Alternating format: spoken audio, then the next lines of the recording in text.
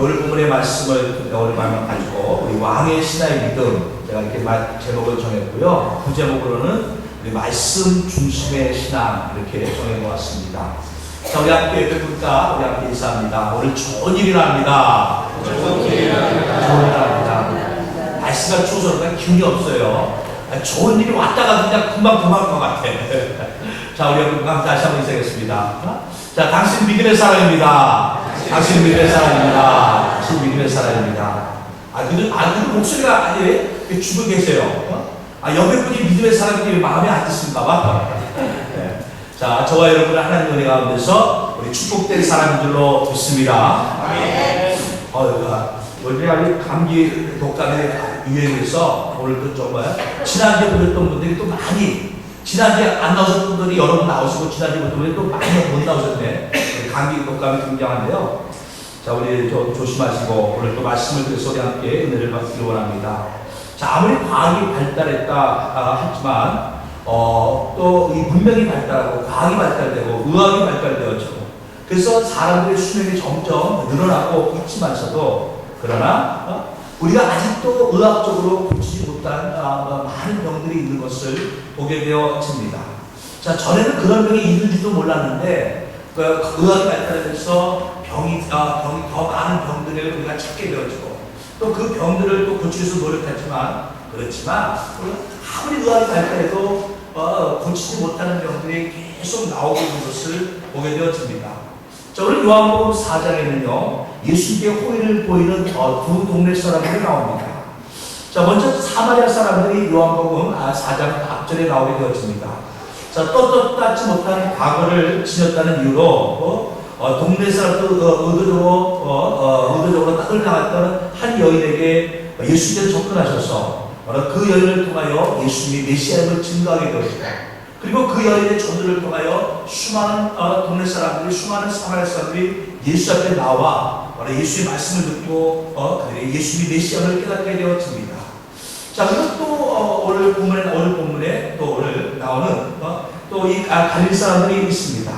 자, 이 사람들은 예수님에 대한 호의를 갖고 있는데 예수의 말씀에 대한 호의가 아니라 예수님이 행하신 기적을 보고 표적을 보고 예수에 대한 호의를 갖습니다. 자, 오늘날도 어디 신앙생활에도 항상 우리는 두 종류의 사람을 만납니다. 말씀을 보고 예수를 따라가는 사람이 있는가 하면 예수에 대한 어떤 기대감을 가지고 주님 앞에 나오는 사람들이 있다 하는 것입니다. 우리가 주 앞에 나오면 내가 복 받지 않을까? 주 앞에 나오면 내가 병고침 받지 않을까? 주 앞에 나오면 우리 자녀들이 잘 되지는 않을까? 주 앞에 나오면 내가 이런 여러 가지 문제들이 해결받지는 않을까? 내가 유업을 받지는 않을까? 하는 기대감을 가지고 나옵니다. 그리고 그 기대감은 저와 여러분도 다 가지고 있습니다. 그 기대감 자체가 잘못되어진 것은 아닙니다. 그런데 중요한 것은 우리가 그 기대감이 말씀보다 앞서게 되어집니다. 하나님의 말씀은 우리가 별로 관심이 없고 바로 예수에 대한 어떤 기대감만 가지고 표정만 보고 나아갈 때 문제가 되어지더라 하는 것입니다.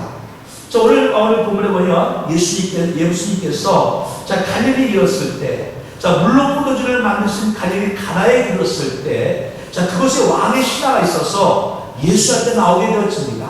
자, 이 왕의 신하에게 아들이 있는데 그 아들이 죽을 병에 걸리게 되었습니다. 자, 왕의 신하니까 권력도 있고 나름대로 재력도 있을 것입니다. 자기가 가지고 있는 권력을 가지고 재력을 가지고 아들을 고치려고 했지만 아들을 고칠 수가 없었습니다. 자, 그래서 나는 예수님이 오신다는 말을 듣고 한 걸음에 예수 앞에 나오게 되었습니다. 자, 그리고 그가 말합니다. 자, 청하되 내려오소서 내 아들의 병을 고쳐주소서. 자, 아들은 지금 이 갈릴리 가나에 있는 것이 아니라 가버나움이라는 좀 먼 떨어진 곳에 있습니다. 그래서 바로 그 갈릴리 가나에서 가버나움 곳에 오셔서 자기 아들의 병을 고쳐달라라고 얘기하게 되었습니다. 자, 우리가 이 부분의 말씀을 들으면 우리가 좀 비슷한 내용이 성경에 또 나오지 않습니까? 한 백부장이 나옵니다. 백부장이 나와서 예수님께 바로 끌어엎드려 자기의 종을 고쳐달라고 얘기합니다. 자, 예수님께서 말합니다. 가자. 내가 네 집에 들어가서 그 아이를 고쳐주마. 그때 백부장이 말합니다. 내 집에 들어오시면 감당치 못하겠으니 말씀만 하시옵소서. 그러면 내 아이 낫겠나이다. 내 밑에도 수하가 있어서 이리 하면 이리 하고 저리 하면 저리 하나이다. 주님 말씀만 하시옵소서. 그는 내 하인이 낫겠나이다 하고 말씀하게 되어집니다. 예수님께서 이 백부장을 칭찬하시고 이스라엘은 아무리도 이만한 믿음을 만나보지 못했다 하면서 백부장이 말합니다. 내 믿음대로 될지어다. 내 믿음대로 될지어다. 예수님의 믿음이 아닙니다. 백부장의 믿음대로 될지어다 라고 예수님 말씀합니다. 그리고 그 즉시로 하인이 병을 낫게 되어진 것을 보게 되어집니다. 자, 오늘 왕의 신하는요, 백부장과 같이 말씀만 하시옵소서 하는 것이 아니라 예수님께 말합니다. 내 집에 오셔서 빨리 내 집에 와서 내 아들의 병을 고쳐 주옵소서 라고 얘기합니다. 자, 예수께서 말씀합니다. 48절에 보니 예수께서 이르시되 너희는 포도 표적과 기사를 보지 못하면 도무지 믿지 아니하리라 하며 하게 되어집니다. 즉, 이 왕의 신하는 말씀에 관심이 없습니다. 예수님만 어떻게든 모시고 가면 아들이 살 수 있으라 하는 기대감을 가지고 예수님 말씀에 전혀 귀를 기울이지 않고 예수님만 모시고 갈 생각만 하고 있습니다. 예수님이 그런 바로 이 신하에게 책망을 합니다. 너희는 표적과 기사를 본 것들은 도무지 믿지 아니하리라. 그랬더니 이 신하가 또 말합니다. 주여, 내 아이가 죽기 전에 내려오소서. 아니, 지금 아들이 죽어가고 있는데 한시간 급한데 빨리 달려가야 되는데 지금 무슨 엉뚱한 소리 하고 있습니까? 하고 그 얘기를 읽었습니다. 자, 여기서 우리는요, 먼저 이 왕의 신하의 믿음을 봅니다. 이 왕의 신하의 믿음은 큰 믿음은 아니었습니다. 온전한 믿음도 아니었습니다. 말씀을 쫓는 믿음도 아니었습니다. 근데 이 신하에서 우리가 배울 것이 한 가지가 있는데 그것이 무엇이냐? 문제가 생겼을 때 바로 모든 문제 해결 대신 주 앞에 나왔다 하는 것입니다. 자, 전도서 9장 10절에 말합니다. 대저 사람은 자기의 시기를 알지 못하나니 물고기가 지향의 그물에 걸리고 새가 올무에 걸린 같이 인생도 지향의 날에 호련히 임하면 거기 걸리리라. 자, 새가 올무에 걸린 같이 우리 인생 가운데도 지향의 날이 어느 날 갑작스럽게 다가온다 하는 것입니다. 지향이 미리 우리에게 통보 준 것이 아닙니다. 야, 너 다음 달에 강도 만나 조심해 이러지 않습니다. 야, 너 다음 달에 너희 집 치과도 큰 병 걸려서 죽을 병 걸려 조심해. 역술인들은 그렇게 말하죠. 그러나 성경은 그렇게 말하지 않습니다. 성경은 인생의 지향이 바로 갑작스럽게 다가온다라고 얘기합니다. 이 왕의 신하도 권력을 가지고 있고 재능을 가지고 있고 남부로 많은 것을 가지고 있는 사람이지만 어느 날 갑자기 아들이 병에 걸려서 의사도 고칠 수 없는 병에 걸려서 죽어가고 있는 것을 어찌 알 수 있었겠습니까? 어찌 예측할 수 있었겠습니까? 자, 이런 큰 문제를 만나게 되어집니다. 왕의 신하뿐만 아니라 저와 여러분도 살아가면서 때로는 우리가 예기치 못한 재앙이 우리 가운데 임하게 되어지기도 합니다. 하나님, 내가 하나님을 잘 믿고 있는데, 내가 하나님의 택하신 자녀라고 하는데, 왜 내게 이런 재앙이 다가옵니까? 하고 우리가 하나님께 그런 질문을 던질 수도 있습니다. 그러나 우리 생각에 문제가 생겼을 때, 중요한 것은 바로 우리가 한탄하는 것이 아닙니다. 절망 가운데 빠져있는 것이 아닙니다.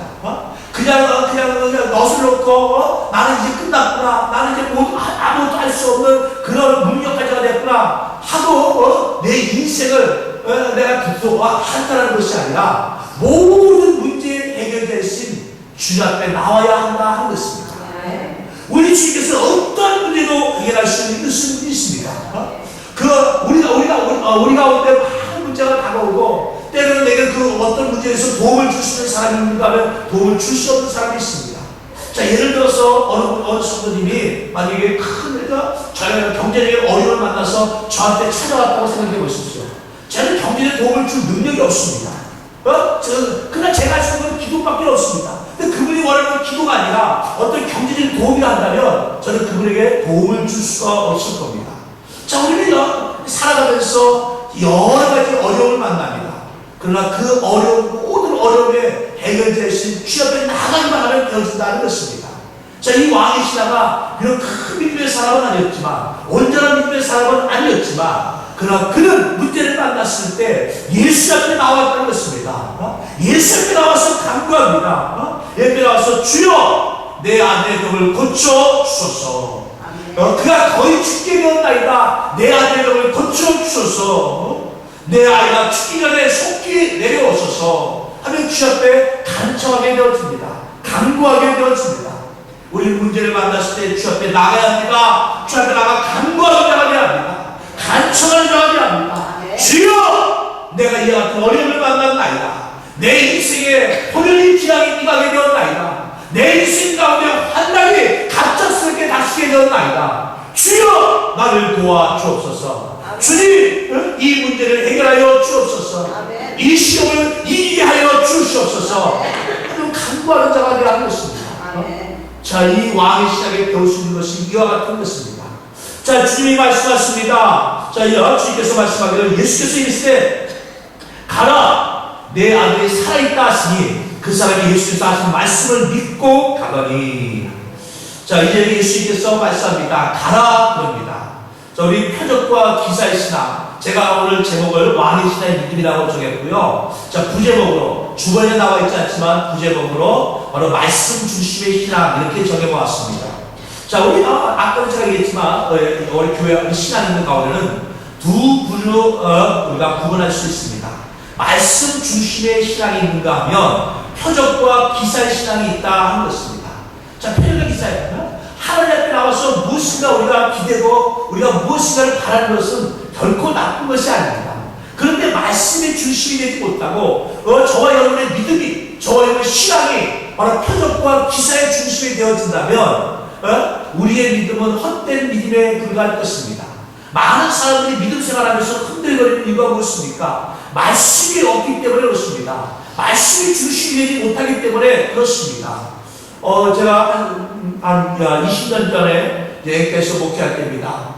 까뚜타 미란다라고 앵카라시에서 좀 떨어진 곳에 저희 집회가 하나 있는데, 이제 거기 전도사님도 제가 이제 자주 가서 설교하고 말씀을 전하고 했었는데, 거기 사는 동네 할머니가 전도를 받아서 교회를 나오기 시작했습니다. 근데 열심히 나오십니다. 몸이 좀 불편하신데 이렇게 약간 걷는데 좀 불편하십니다. 아마 이제 무릎 쪽에 나이가 있으시니까 뭐 무릎 쪽에 좀 신경통이나 뭐 이런 게 이제 오셨는지, 그래서 걷는 게 편하게 걷지는 못하십니다. 좀 불편하게 걸으시는데 교회에 옵니다. 교회 와서 열심히 예배 참석합니다. 근데 어느 날 안 나오셨어요. 뭐 한 번쯤 안 나오실 수 있고 빠질 수도 있으니까 그런가 보다 했는데 그 다음 주도 안 나오셨어요. 무슨 어디가 많이 안 좋으신가? 무슨 일이 있나? 신방을 갔습니다. 그때 이제 더 이상 교회 안 나오겠답니다. 왜 그러냐 했더니 뭐 누구랑 싸우거나 누구랑 다투거나 그런 게 아닙니다. 자기가 열심히 신앙생활하고, 너도 열심히 신앙생활하고, 제가 봐도 정말 열심히 하셨는데 열심히 예배를 드렸는데 이 할머니가 말합니다. 그런데 다리가 안 났대요. 열심히 내가 교회 가서 예배 드리고 했는데 다리가 안 났대. 그래서 나는 이제 교회 안 나가겠대요. 이 할머니가 교회 나온 목적은 예수님을 알기 위해서 교회 나온 것이 아닙니다. 말씀을 듣기 위해서 나온 것이 아닙니다. 오직 한 가지 목적, 다리 치료받기 위해서. 다리가 불편하니까 걷는데 불편합니다. 생활하는데 불편합니다. 그래서 교회 나오면 하나님이 고쳐준다고 하니까 그럼 내가 다리 고침 받아야지 하고 교회 나왔는데, 한 달이 지나고 두 달이 지나고 석 달씩이나 교회 나왔는데 안 고쳐줍니다. 에이, 내가 석 달씩 교회 나왔는데 안 고쳐주니까 교회 다니지 말아야겠다. 그리고 이제 결심하고 교회를 안 나왔습니다. 저는 그때 깜짝 놀랐습니다. 물론 우리가 기대를 가지고 나옵니다. 열심히 기도합니다. 주님, 내 무릎을 고쳐주옵소서. 주님, 내가 걷는데 불편합니다. 생활하는데 불편합니다. 내 무릎을 고쳐주옵소서. 우리 그렇게 기도합니다. 그런데 사실상 그것이 고치 못 받았다고 해서 나오지 않는다는 것. 그때 제가 다시 한번 생각해 보게 되었습니다. 복음이 무엇인가? 자, 우리가 과연 무엇을 믿고 있는 것인가 하는 것입니다. 수많은 사람들이 표적과 기사를 보고 따라갑니다. 그래서 우리가 주 앞에 나와서 어떤 문제를 간구합니다. 기도합니다. 우리 가정식구가 병들었습니다. 우리 경제적으로 어렵습니다. 우리 아들의 장래를 위해서 기도합니다. 근데 많은 것이 하나님께서 우리에게 들어주시고 응답해 주시지만 또 많은 것들을 우리가 응답받지 못하고 있기도 합니다. 그럴 때 우리는 실망하고 좌절합니다. 그리고 또 우리 점점점 그러면서 우리가 그 하나님 앞에 더욱더 우리 믿음이 멀어지게 되어집니다. 내가 기도했는데 응답이 안 됐습니다. 내가 기도가 부족한가 보구나 하고 다 열심히 기도하는 사람은 말씀 중심에 서 있는 사람입니다. 아, 내가 기도했는데 응답되지 않았습니다. 아, 하나님께서 더 좋은 것을 주시려나 보다 하고 믿는 사람은 말씀 중심의 사람입니다. 내가 기도했는데 응답이 되지 않았습니다. 아, 아직 하나님의 때가 되지 않았나 보다 하고 믿는 사람은 말씀 중심의 사람입니다. 내가 기도했는데 아직 응답이 되지 않았습니다. 내 기도가 혹시 잘못되지는 않았는가? 내가 하나님 앞에서 다르게 내가 잘못 살고 있지는 않은가? 하고 자기 자신을 돌아본다면 그거는 말씀 중심의 신앙입니다. 근데 내가 기도했는데 응답이 되지 않았습니다. 아이고, 하나님이 들을 때 있고 안 들을 때 있고 그런가 보다. 내가 기도했는데 응답이 되지 않았습니다. 하나님에 대한 믿음이, 하나님에 대한 기대감이 점점 식어집니다. 그리고 이제는 예배를 드리고 기도하는 것들이 귀찮아지게 되어집니다. 더 열심히 기도했는데 기도하지 못하고 더 마음을 다해서 뜻을 다하여 힘을 다하여 우리가 예배를 드려야 되는데 그렇게 하지 못하게 되어집니다. 그러면 그 사람은 표적 중심의 신앙입니다. 자, 저와 여러분은 아니요, 우리 한 사람 한 사람은 우리는 어떤 신앙입니까? 말씀 중심의 신앙입니까? 내가 표적과 기사 중심의 신앙입니까? 표적과 기사 중심의 신앙이라면 지금 우리는 주 앞에 나와 회개해야 합니다. 회개해야 합니다. 주님, 나의 연약한 믿음을 도와주옵소서. 그리고 우리는 이제 말씀 중심의 신앙으로 돌아가야 합니다. 표적과 기사의 신앙을 가지고는 하나님을 기쁘게 하실 수가 없습니다. 표적을 보기를 원하는 신앙은 다른 신앙이 아니기 때문에 그렇습니다. 자, 예수님께서 광야에서 물고기 2마리와 보리떡 5덩이로 5,000명을 먹이고 12방울과 차고 넘치리였습니다. 자, 그때 5명의 기적을 보았던 수많은 사람들, 그 사람들이 다 예수 앞에 변화되었습니까? 아닙니다. 그들은 말씀을 쫓는 것이 아니라 표적을 쫓았습니다. 많은 사람들이 더 주 앞에 나와 더 주님을 쫓았지만 그러나 예수의 십자가 박힐 때 그들은 다 도망가고 남아있지 않은 것을 보게 되었습니다. 표적 중심의 신앙은요 결코 하나님을 기쁘시게 할 수가 없습니다. 표적 중심의 신앙은 바로 우리가 온전한 믿음 가운데 설 수 없게 만들어준 것입니다. 자, 그래서 우리는요 표적이 중심이 아니라 말씀의 중심의 신앙이 되어야 하는 것입니다. 자, 이제 왕의 신앙의 믿음을 봅니다. 자, 그는 표적을 보고 주 앞에 나왔습니다. 그래서 예수께 간구합니다. 내 아들의 병을 고쳐주어서 내 아들을 죽게 되었나이다. 또 간구합니다. 내 아이가 죽기 전에 빨리 내려오소서. 그런데 예수님께서 내가 너희 집에 가봐 하는 것이 아니라 네 아이가 나았다 하고 말씀합니다. 지금처럼 핸드폰이 있어가지고 전화해서 야 우리 아들 잘 나았나? 하고 전화하고 물어볼 수 있는 것도 아닙니다. 그런데 이 신하가 완전 표적을 구하는 신앙, 표적만 바라보는 신앙이었다면 주님, 제 아들이 나은 것을 믿습니다. 그래도 저희 집에 같이 가십시오 하고 어떻게 예수를 끌고 가려고 했을 겁니다. 그런데 자, 성경에 말하니 그 사람이 예수께서 하신 말씀을 믿고 가더라 말합니다. 처음에 주 앞에 나왔을 때는 표적을 보는 신앙이었지만 예수의 말씀을 듣고 그의 신앙이 바뀌어집니다. 표적 중심의 신앙에서 말씀 중심의 신앙으로 바뀌게 되어집니다. 예수는 아무것도 보여주지 않았습니다.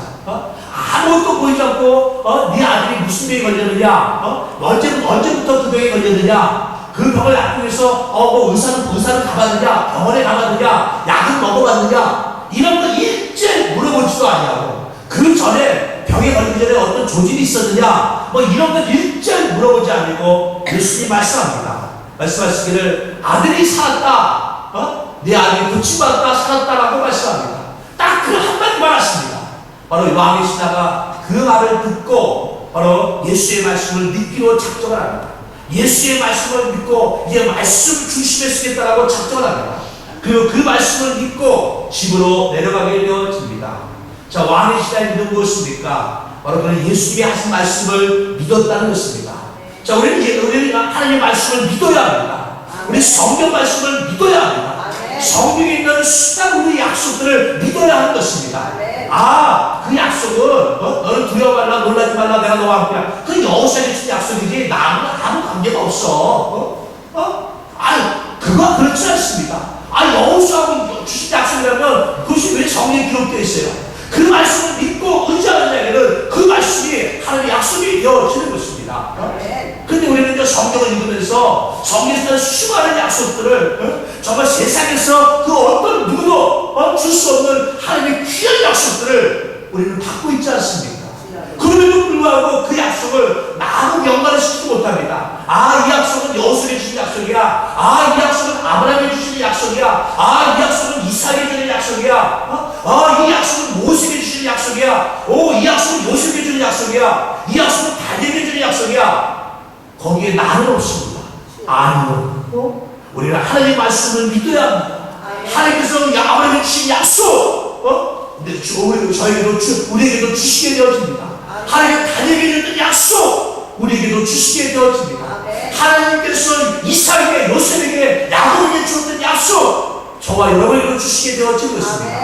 그 하나님의 말씀을 믿고 나가는 자가 되는 것입니다. 두 번째로 왕의 시사의 믿음은 그러면 말씀을 믿고 집으로 내려갔습니다. 자, 말씀을 믿고 집으로 내려갔다는 것은 무엇입니까? 이제 그의 믿음을 행동으로 보여주는 것입니다. 자, 사람의 마음, 우리 믿음은 마음으로 다가오게 되어집니다. 마음으로 믿음이 다가오지만 이 마음으로 다가온 믿음을 내가 행동으로 옮기는 것을 옮기느냐 옮기지 못했다 해서 우리 믿음이 하나님 앞에 나타나게 되어진 것입니다. 그 믿음이 바로 온전한 믿음으로 우리 앞에 드러나게 되어지는 것입니다. 많은 사람들이 마음으로 믿습니다. 마음으로 믿습니다. 근데 이게 행동으로 나타나지는 못합니다. 행동으로 나타나지 못합니다. 행동으로 나가야 되는데 행동으로 못 나간다는 것입니다. 이 왕의 신하의 집이 바로 이웃집이 아닙니다. 예수님이 여기 계시고 왕의 신하의 집은 한 집, 두 집 건너 있는 것이 아닙니다. 여기 한 꽈트로 두 꽈트로 가면 있는 것이 아닙니다. 수십 킬로를 가야 합니다. 시간상으로 하루를 가야지만이 갈 수 있는 길입니다. 그런데 왕의 신하가 예수님께서 내 아들이 나았다 그 말만 믿고 어떻게 갑니까? 보통 사람들이 예수님 예 맞습니다. 주님 말씀대로 내 아들이 살아났습니다. 주님 우리 집에 같이 가시지 않겠습니까? 제가 대접하고 싶습니다 하면서 어떻게든 예수를 끌어가고 싶어 갈 겁니다. 아니면 거기서 있으면서 어떻게 집에 사람을 보내서 아들이 낫나 빨리 확인해봐라 하고 사람을 보낼 수도 있었을 것입니다. 그런데 그는 예수의 말씀을 믿고 집으로 내려갔다라고 성경은 얘기합니다. 자, 가는 중간에 하인을 만나게 되어집니다. 자, 하인이 말합니다. 주인님, 아들이 나왔습니다. 열이 내렸습니다. 언제부터 열이 내리고 언제부터 나아지기 시작했느냐? 어제 7시부터입니다. 어제 7시입니까? 그 전날 예수님이 그 말을 그 시각에 아들이 낳은 것을 이 사람이 깨닫게 되어집니다. 우리가 말씀을 믿고 말씀에 따라 즉각적으로 발현해 나갔을 때 하나님의 역사가 이루어진 것을 보게 되어진 것입니다. 우리는 말씀을 믿고 행동으로 옮겨야 하는 것입니다. 말씀을 믿고 계산해 봅니다. 말씀을 믿고 조금만 더 기다려보자. 하나님 말씀이 사실인가 아닌가 내가 조금 더 확인해 보자. 그건 어리석은 자가 하는 것입니다. 그건 하나님의 말씀을 의심하는 자들이 하는 행동입니다. 하나님 말씀하시면 주저할 것 없습니다. 그냥 즉각 행동으로 옮기면 되어진 것입니다. 하나님 말씀하시면 즉각 그 말씀을 순종하며 나갈 수 있으면 되어진 것입니다. 이게 참 어렵습니다. 이게 굉장히 어렵습니다. 쉬운 일이 아닙니다. 하나님께서 우리가 믿음이 작을 때는 아주 작은 것을 우리에게 요구합니다. 근데 우리의 믿음이 커지면 커질수록 하나님께서 큰 것을 우리에게 말씀하십니다. 그래서 많은 사람들이 중간에 주저앉고 맙니다. 아주 주저앉고 맙니다. 근데 이 말씀을 믿고 의지하고 나갈 때 우리가 역사하게 되어지는 것입니다. 자, 하나님께서 하나님 말씀하실 때 제가 전에도 한번 이렇게 말씀을 나눴는데 제가 엔터에서 할 때 그 미국에서 여자 목사님이 오셨습니다. 그러니까 오셔가지고 붕괴를 드렸습니다. 이걸 붕괴하면서 성도들 그때 우리 한 분 한 분이 안수하면서 기도하는데 몇 분에 어제 기도하시면서 이제 그 무슨 말씀을 하셨나 봐요. 근데 이제 나중에 끝나고 나서 오시는 얘기하시는데 몇 분입니다. 그분이 뭐라고 하냐면 40일 철야 기도를 하라 하셨다는 거예요. 근데 그 말을 듣는 분이 한 번도 어떤 신앙생활 하면서 어릴 때부터 신앙생활 하신 분인데 어릴 때부터 신앙생활 한 번도 철야 기도를 해본 적이 없대요. 한 번도 철야를 하면서 밤 12시 이게 아니라 꼬박 쓰는 겁니다. 꼬박. 생각해 생각해 보십시오. 여러분들 잠자지 않고 하루 종일 일하고 와서 저녁 먹고 교회 와가지고 그 다음날 아침까지 꼬박 기도한다는 것이 쉬운 일이겠어요? 그래서 이분은 한 번도 천양기도를 해본 적이 없는 겁니다. 근데 천양기도를 한번 해봐라, 하루 해봐라. 그래, 내가 한 번도 천양기도 안 해봤지만 하루는 내가 어떻게든 내가 버텨보겠지. 커피 잔뜩 마시고 한번 한번 도전해보자, 이럴 수 있을 거예요. 근데 40일을 하는 거예요. 그 말을 듣고 덜컥 겁이 났습니다. 아니, 내가 한 번도 신앙생활하면서 단 한 번도 내가 천양기도를 해본 적이 없는데 40일 천양기도를 하고 내가 어떻게 40일 천양기도를 해? 못하죠. 보통 사람 하겠습니까? 평소에 천양기도 자주 한 사람도 40일 천양기도 해보십시오. 아무것도 안 하고 밤새고 집에 가서 아침부터 저녁까지 잠만 자고 그러면 천양할 수 있어요. 그런데 하루 종일 평소같이 일하다가 지친 몸으로 집에 가서 저녁 먹고 잠깐 쉬었다가 저녁 교회 와서 그 다음날 아침까지 기도합니다. 그리고 평소에 기도도 잘 안 하던 사람들이 기도해서 20분 30분 하는 사람들이 밤새도록 기도한다고 생각하시죠. 뭘 기도하겠어요? 기도하다가 할 말이 없을 거예요. 많은 분들이 기도 오래 못하는 이유가 왜 기도를 오래 못하는 줄 아세요? 할 말이 없어서 그래요.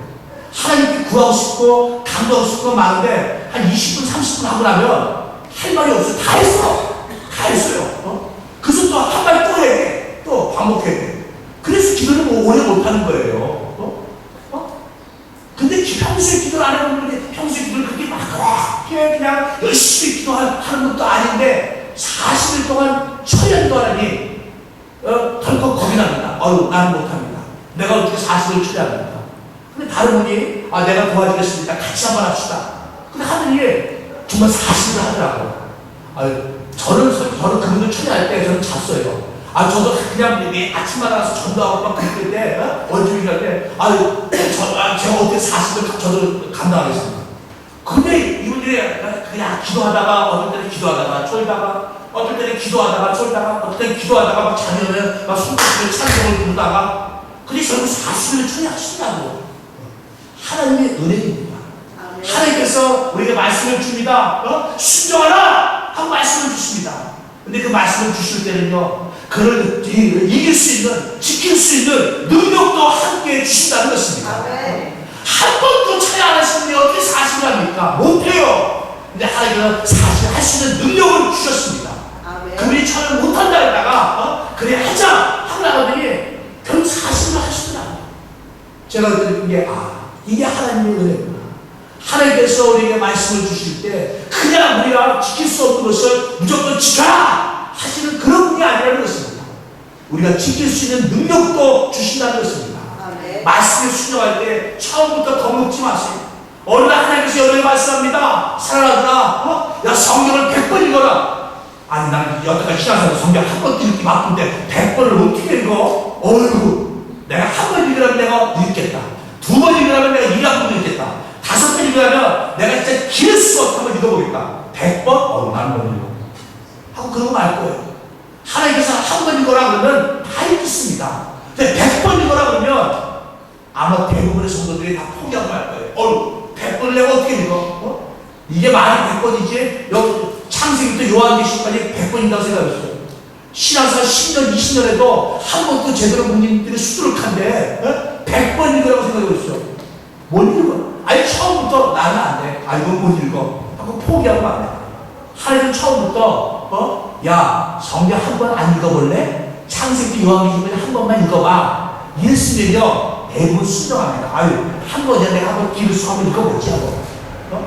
그런데 100번 읽으라고 하면 다 두 손 들고 포기합니다. 그런데요, 하나님께서 우리가 못할 것을 시키시는 분이 아닙니다. 100번 읽으라 하실 때는요 100번 읽을 수 있는 능력을 주시는 겁니다. 읽을 수 있는 능력을 주시는 거예요. 내가 주여, 내가 믿습니다. 내가 말씀을 따르겠습니다. 말씀을 살겠습니다.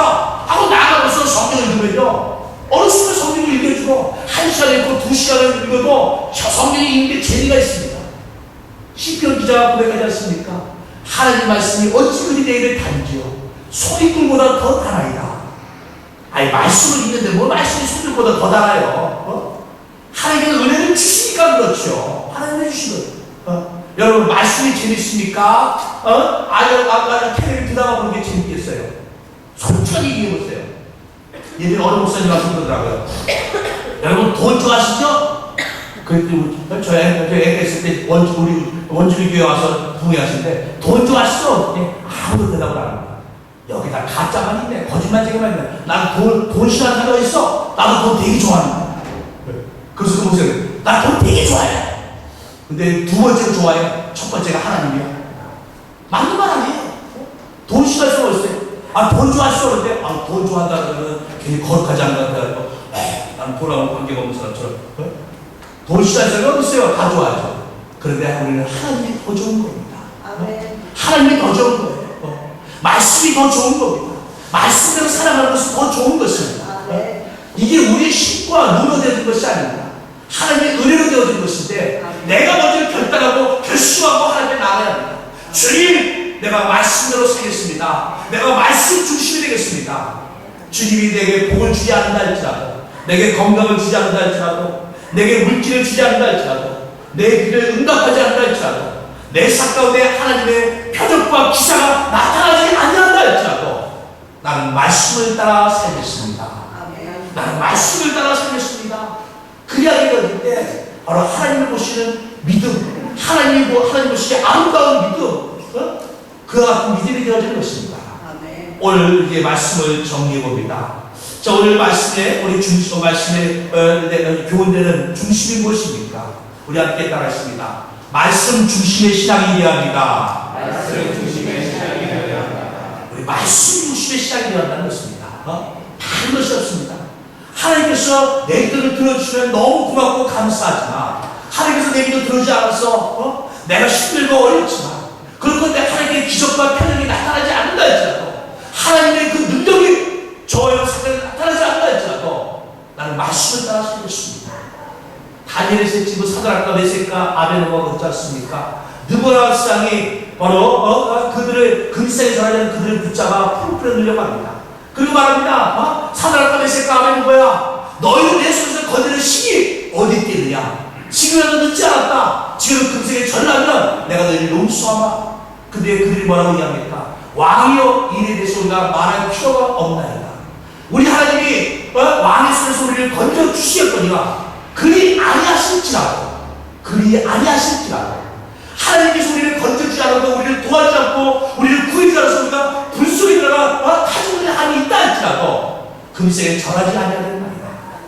왜요? 하나님 말씀에 우상에 전하지 말라고 했습니까? 그 말은 우리가 그게 전하지 않게 되나? 우리는 하나님께서 우리를 구해주지 않는다 할지라도 우리는 말씀 중심으로 살겠습니다 하는 것입니다.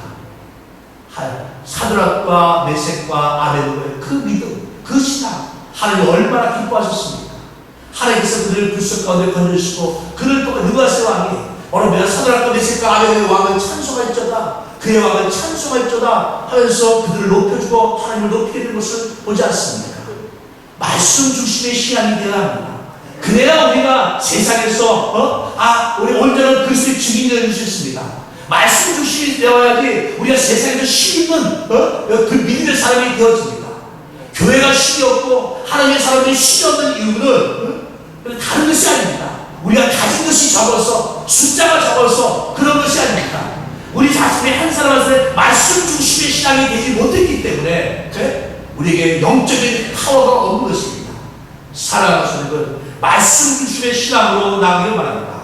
하나님께서 어떻게 천지를 창조했습니까? 말씀으로요. 어떻게 홍해바다가 둘러가렸습니까요? 말씀으로요. 어떻게 오늘의 기절이 가능했습니까? 어떻게 죽은 나사로가 살아났습니까? 아직 말씀으로요. 예수 말씀가 나사로야 나오라! 죽은 나사로가 바로 일어나 나왔다고 성경 말씀하지 않습니까? 그 하나님의 말씀, 그 말씀을 내 마음에 두고 말씀 중심으로 나가는 저와 여러분들 주길 원합니다. 예수님이 죽으시고 부활하셨을 때 바로 그 부활의 자리에 도마가 함께하지 못했습니다. 예수의 제자들이 도마에게 말합니다. 선생님이 살아나셨다. 주님이 살아나셨다. 그럴 때 도마가 말합니다.